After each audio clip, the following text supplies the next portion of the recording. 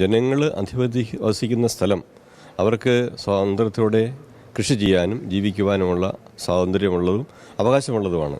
അത് ഗവൺമെൻറ് ഉത്തരവാദിത്വമാണ്. അങ്ങനെയുള്ള സ്ഥലങ്ങളെ സുരക്ഷിതമായിട്ട് സംരക്ഷിക്കാനുള്ള ഉത്തരവാദിത്വം അവർക്കുണ്ട്. അതുപോലെ മൃഗങ്ങൾ വനത്തിൽ താമസിച്ചോടെ കുഴപ്പമില്ല.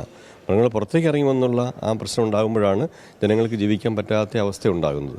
രണ്ടാമത്തെ കാര്യം, ബഫർ സോൺ എന്നുള്ളത് അത് വാസ്തവം പറഞ്ഞാൽ ഈ കാടുകളെ സംരക്ഷിക്കുക എന്നുള്ളത് മാത്രമല്ലല്ലോ, ജനങ്ങളെ സംരക്ഷിക്കുക എന്നുള്ളതാണ് ഒരു ഗവൺമെൻറ്റിൻ്റെ ശരിയായ ഉത്തരവാദിത്വം.